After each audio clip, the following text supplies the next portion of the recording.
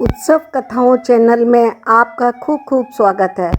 आज हम गीता जी के 5वें अध्याय का पठन प्रारंभ करते हैं। अर्जुन बोले, हे कृष्ण, आप कर्मों के संन्यास और फिर कर्म योग की प्रशंसा करते हैं, इसलिए इन दोनों में से जो एक मेरे लिए भली भांति निश्चित कल्याणकारक साधन हो उसको कहिए।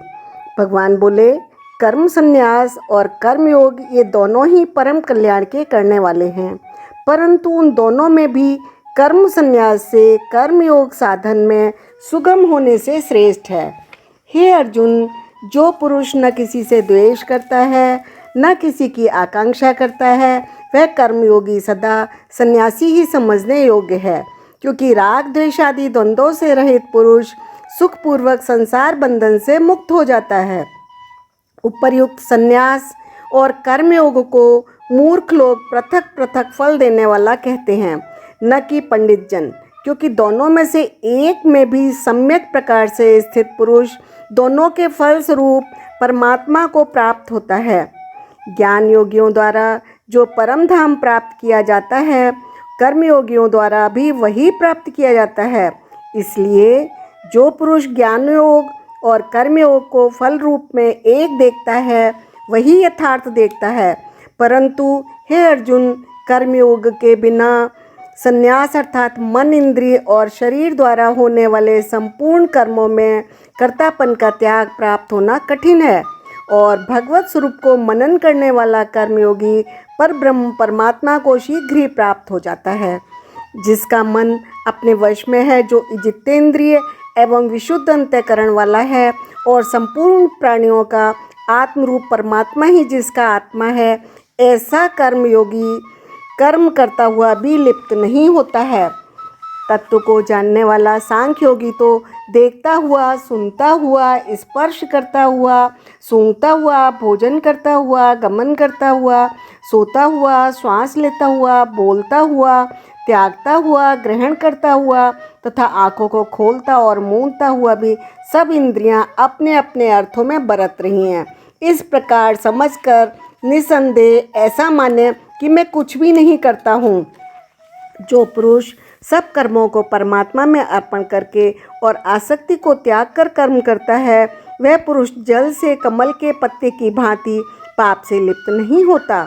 कर्मयोगी ममत्व बुद्धि रहित केवल इंद्रिय, मन, बुद्धि और शरीर द्वारा भी आसक्ति को त्याग कर अंतःकरण की शुद्धि के लिए कर्म करते हैं।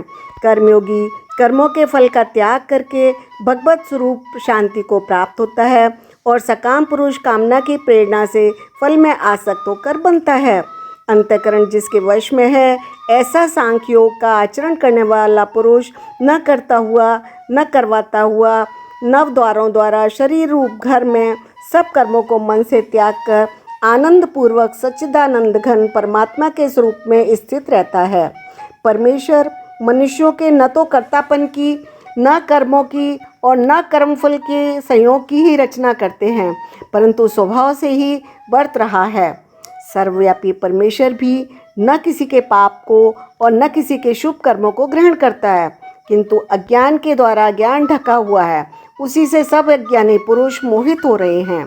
परंतु जिनका वह अज्ञान परमात्मा के तत्व ज्ञान द्वारा नष्ट कर दिया गया है, उनका वह ज्ञान सूर्य के सदृश उस सच्चिदानंद घन परमात्मा को प्रकाशित कर देता है। जिनका मन तद्रूप हो रहा है, जिनकी बुद्धि तद्रूप हो रही है, सच्चिदानंद घन परमात्मा में ही जिनकी निरंतर एक ही भाव से स्थिति है, ऐसे तत्परायण पुरुष ज्ञान के द्वारा पाप रहित होकर अपन पुनरावृत्ति को अर्थात परम गति को प्राप्त होते हैं। वे ज्ञानी जन विद्या और विनय युक्त ब्राह्मण में तथा गौ, हाथी, कुत्ते और चंडाल में भी समदर्शी ही होते हैं। जिनका मन समभाव में स्थित है, उनके द्वारा इस जीवित अवस्था में ही संपूर्ण संसार जीत लिया गया है, क्योंकि सच्चिदानंद घन परमात्मा निर्दोष और सम है। इससे वे सच्चिदानंद घन परमात्मा में ही स्थित हैं। जो पुरुष प्रिय को प्राप्त होकर हर्षित नहीं हो रहे हैं और अप्रिय को प्राप्त होकर उद्विग्न न हो, वह स्थिर बुद्धि संशय रहित ब्रह्मवेत्ता पुरुष सच्चिदानंद घन पर ब्रह्म परमात्मा में एक ही भाव से नित्य स्थित है। बाहर के विषयों में आसक्ति रहित अंतःकरण वाला साधक आत्मा में स्थित जो ध्यान जनित सात्विक आनंद है उसको प्राप्त होता है। तदंतर वह सच्चिदानंद घन पर ब्रह्म परमात्मा के ध्यान रूप योग में अभिन्न भाव से स्थित पुरुष अक्षय आनंद का अनुभव करता है। जो ये इंद्रिय तथा विषयों के संयोग से उत्पन्न होने वाले सब भोग हैं, यद्यपि विषयी पुरुष सुख रूप से भासते हैं तो भी दुख के ही हेतु हैं और आदि अंत वाले अर्थात अनित्य हैं। इसलिए हे अर्जुन, बुद्धिमान विवेक की पुरुष उनमें नहीं रमता है।